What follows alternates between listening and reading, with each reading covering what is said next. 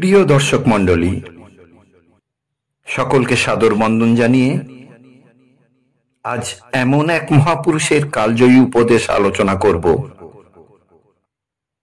যিনি time and space অর্থাৎ কালের গতি ও সীমা অতিক্রম করতে সক্ষম হয়েছিলেন, যিনি শাশ্বত তত্ত্ব ও ভক্তির মূর্ত প্রতীক, ভগবত ভক্ত কাকভূষণ্ডী। গোস্বামী তুলসীদাস রামায়ণের এই অংশটি, যেখানে কাকভূষণ্ডী নিজের জীবনের অভিজ্ঞতা ও প্রভু শ্রীরামচন্দ্রের গুণগান করেন, তা কেবল যুগের সীমায় আবদ্ধ থাকার শিক্ষা নয়,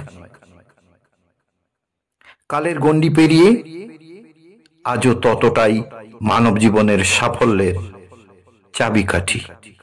এই কাকভূষণ্ডী ছিলেন অজর, অমর এবং জ্ঞান ও ভক্তিতে অক্ষয় আধার।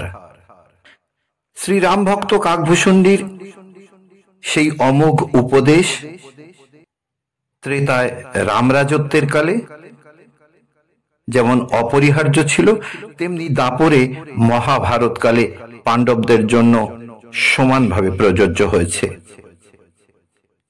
এই উপদেশগুলি পালন করলে আমরা অবশ্যই জীবনে সাফল্যের মুখ দেখব, এতে সন্দেহের বিন্দু মাত্র অবকাশ নেই।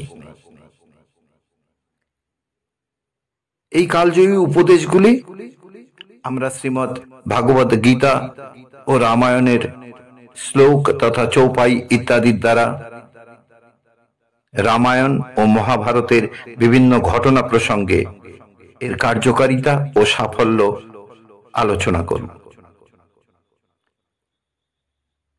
উপদেশগুলির যথাযথ পালনে আমাদের অন্তর দোষমুক্ত হয়ে শুদ্ধ হবে, আমাদের হৃদয়ে ধৈর্য ও ভক্তির দীপ প্রজ্বলিত হবে, আমরা ঈশ্বরকে সর্বদা আমাদের কাছে পাব, অর্থাৎ তার কৃপাধন্য হব এবং সর্বোপরি সমস্ত প্রতিকূলতার বিরুদ্ধে বিজয়ী হব। শুধু দর্শক মণ্ডলী, পর্বটি ভালো লাগলে একটি লাইক ও শেয়ার করতে ভুলবেন না, কারণ এতে আমি যেমন উৎসাহ পাই, তেমনি অন্যরাও উৎসাহিত হন দেখার ও জানার জন্য। আপনাদের অধিকাংশই এখনো আমার চ্যানেলটি সাবস্ক্রাইব করেননি, তাই নোটিফিকেশন পেতে চ্যানেলটি সাবস্ক্রাইব করে সঙ্গে থাকুন। মহান জ্ঞানী ও রামভক্ত কাকভূষণ্ডী যে উপদেশ দিয়েছিলেন, সেটি কালের সীমা অতিক্রম করে মহাভারতের যুগে পাণ্ডবদের প্রভূত সাহায্য করেছে, একথা আগেই ব্যক্ত হয়েছে।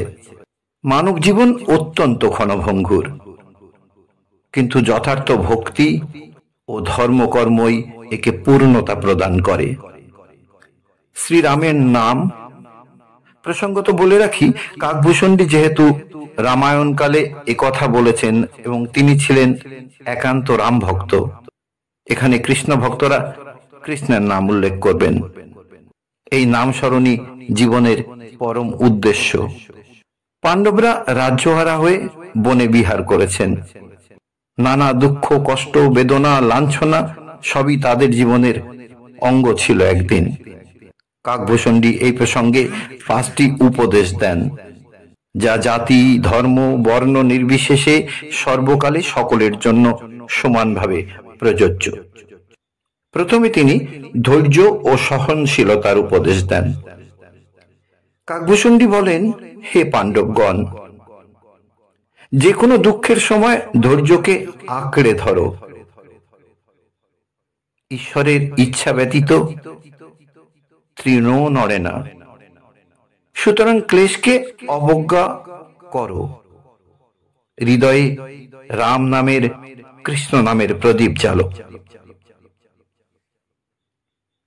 সহনশীলতা ভগবত প্রেমের প্রথম সোপান। দুঃখ, লাঞ্ছনা, ক্লেশ সবই ভগবানের পরীক্ষা। যে তা উত্তীর্ণ হয় সে চিরবিজয়ী। একটি শ্লোকে তিনি বললেন, क्षणमेकं शतं दुःखं सज्जते जो मनस्विना सकालजित सदारिष्ट যোগী চ মহতং মতঃ। যিনি এক মুহূর্ত শত দুঃখ সহ্য করতে পারেন তিনি কালের বিজয়ী, যোগী এবং মহাত্মাগণের শ্রদ্ধাভাজন। মহারাজ যুধিষ্ঠির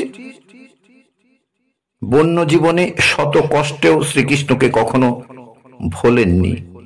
অন্যদিকে রাজবধূ দ্রৌপদীকে যখন শত গঞ্জনা ও লাঞ্ছনা সহ্য করে হস্তিনাপুরে রাজসভায় আসতে হলো, দুষ্ট দুঃশাসন ভ্রাতা দুর্যোধনের আজ্ঞায় দ্রৌপদীর বস্ত্রহরণ করছে, সেই বিষম অপমানকর সংকটকালে দ্রৌপদী এক মুহূর্ত কালের জন্য সখা ভগবান শ্রীকৃষ্ণকে বিস্মৃত হননি।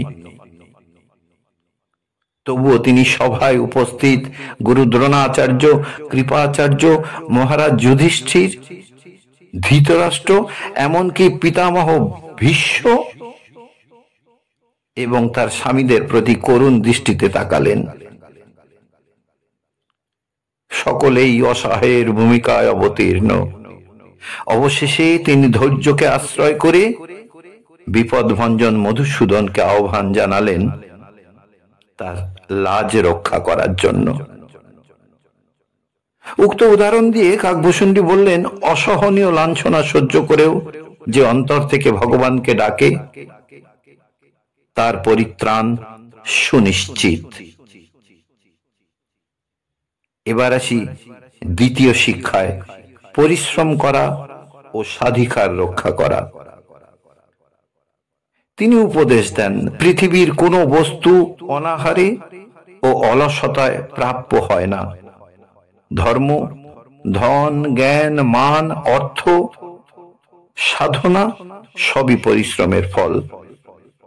অর্জুন যদি কঠোর সাধনা না করতেন শিবের প্রীতি লাভ হতো না এবং শিবের নিকট হতে পাশুপাত অস্ত্র তিনি পেতেন না।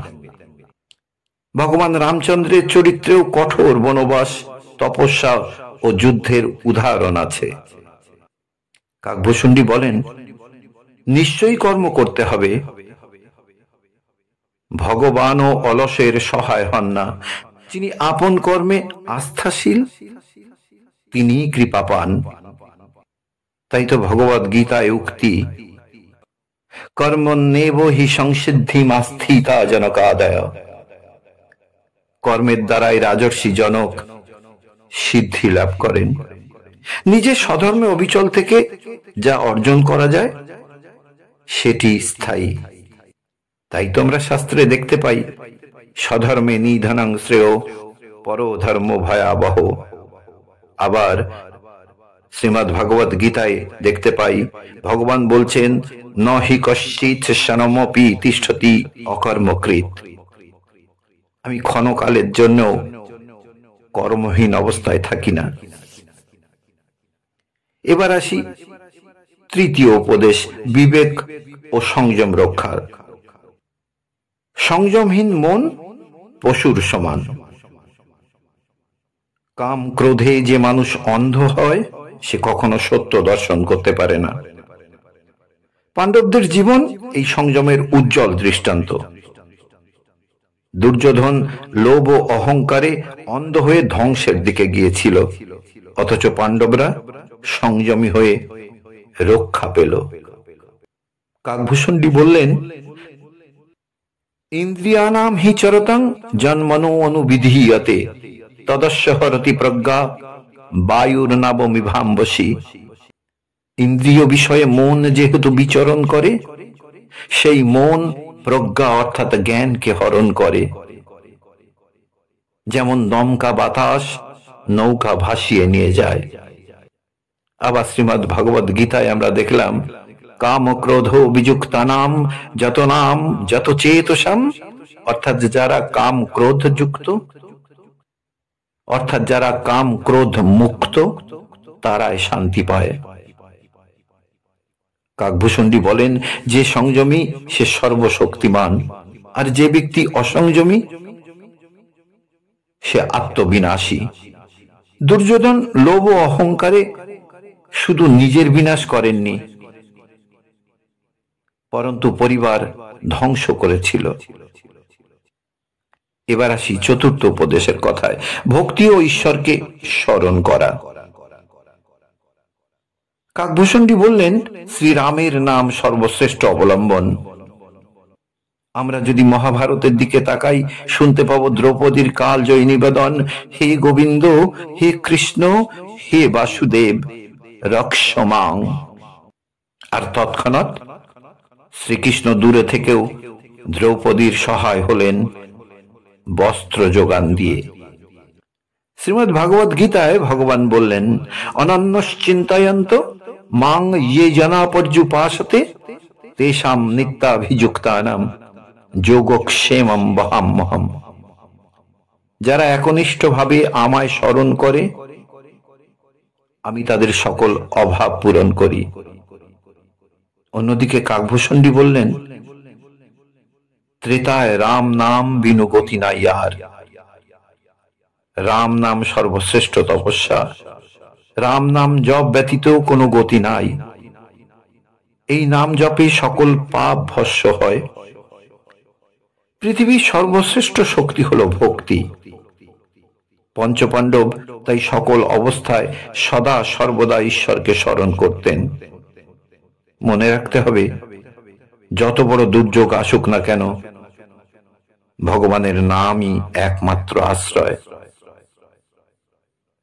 এবার আসবো পঞ্চম এবং সর্বশেষ উপদেশ, ক্ষমা ও অহিংসা। ক্ষমা মানুষের সর্বাপেক্ষা মহৎ গুণ। ক্ষমা শক্তিশালীকে মহান করে তোলে। ক্ষমার দ্বারা অন্তর শুদ্ধ হয়, আর অহিংসা দ্বারা চিত্ত প্রশান্ত হয়। শাস্ত্রে অহিংসা পরমধর্ম বলা হয়েছে। আবার অন্যদিকে বলা হয়েছে, ক্ষমা বীরস্য ভূষণম, হিংসা ন কস্যচিৎ সেমায়। ক্ষমা বীরের অলঙ্কার, হিংসা কারোর কল্যাণ আনে না। ক্ষমা ধর্মস্য মূলম। কাকভূষণজির এই উপদেশ সব যুগেই সমানভাবে প্রযোজ্য। ধৈর্য, পরিশ্রম বা তপস্যা, সংযম, ভক্তি ও ক্ষমা, এই পাঁচটি ধারণ করলে জয় অবশ্যই হবে। সর্বশেষে প্রার্থনা জানাই, হে প্রভু রামচন্দ্র, হে করুণা সিন্ধু শ্রীকৃষ্ণ, আমাদের চিত্তে ধৈর্য ও ভক্তির দীপ জ্বেলে দাও। তোমার কৃপায় আমরা ধন্য হই। সুধী ভক্তমণ্ডলী, আজ এ পর্যন্ত। সবাই মিলে বলুন, রাধা রাধা।